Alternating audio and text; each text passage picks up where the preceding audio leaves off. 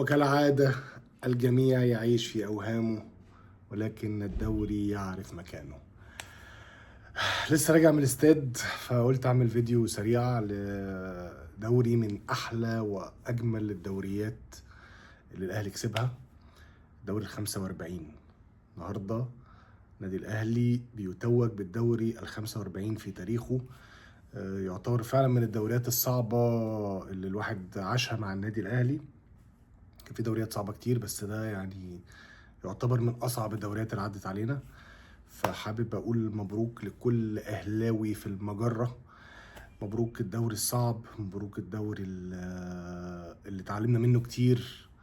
مبروك لكل من ينتمي لهذه المنظومة الأهلاوية، من جماهير لمسؤولين للعيبة لكله.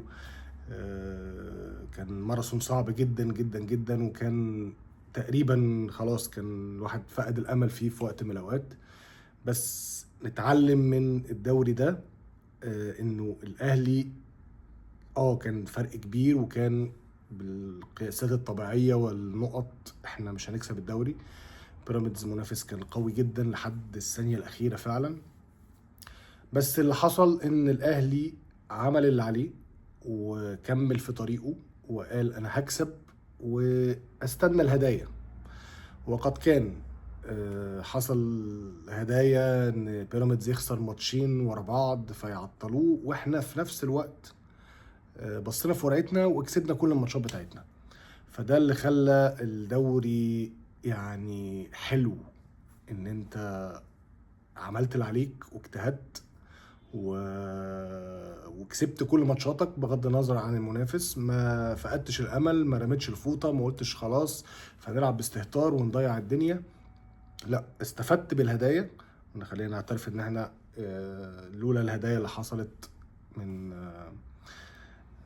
من بيراميدز يعني ما كناش زماننا بنحتفل النهارده بالدوري 45. بس الحمد لله، مليون مليون مليون مبروك للاهلي وجمهوره. الاجواء النهارده كنت في الاستاد ده ولسه راجع، والله يعني اجواء كانت حلوه جدا جدا جدا. الفوز النهارده على فاركو بسداسيه نظيفه في ختام ماتشات الدوري السنه دي. فمليون مليون مليون مبروك. حابب بس اشكر كام واحد كده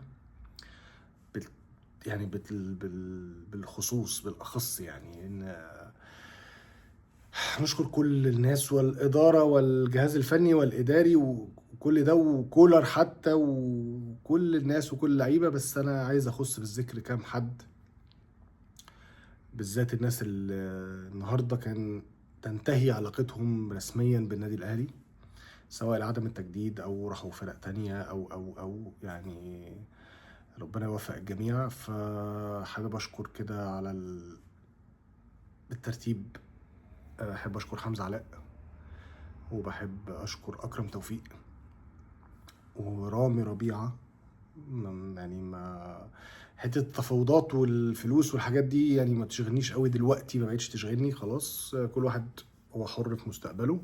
بس برضو شكرا على كل اللي قدمه، اكيد كان ليه دور، وكل دول ليهم دور يعني. ما عدا حمزة علاء طبعا ما شاركش، بس يعني هو راجل سايب النادي وماشي.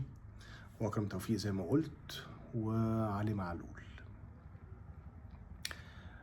علي معلول يعني كلام مش هيوفيه خالص حقه كحد من المؤثرين في النادي الاهلي، ويعني المشاركات بتاعته ونجاحاته ومساهماته. مش هتكلم على علي معلول. علي معلول قيمة كبيرة جدا جدا جدا، ومن اكتر الناس اللي انا زعلت عليها ان هو هيسيب النادي الاهلي. فشكرا علولو، معلول ملك الحلول. النهارده كان موضوع مؤثر قوي ليه النهارده، ان هو شارك النهارده في اخر ماتش ليه مع الاهلي. مش مصدق بصراحه ومش مستوعب ان معلول خلاص، بس يعني سنة الحياة.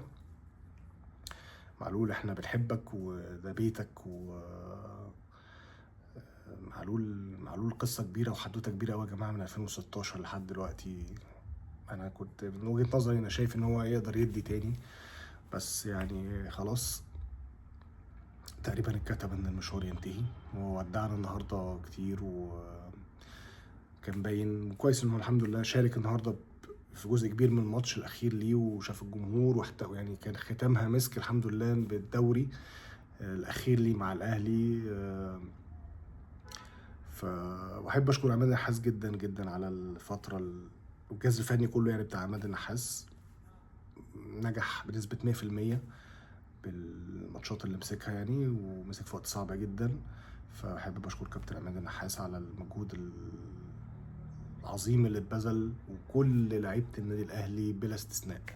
طبعا شكرت الناس اللي مشيت، وبشكر كمان الناس اللي كانت اللي موجوده ومكمله معانا، وساهموا بشكل كبير في ان الدوري ده يتحسم للنادي الاهلي. شكرا بيراميدز على المنافسه لحد اخر لحظه في الدوري ده حلو، لانه لحد اللحظه الاخيره لاخر ماتش الدنيا مش باينه رايحه فين ولا جايه منين.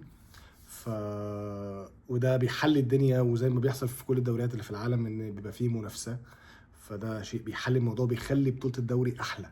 فهي حلاوتها زادت بالمنافسه اللي مع بيراميدز لحد اخر ثانيه.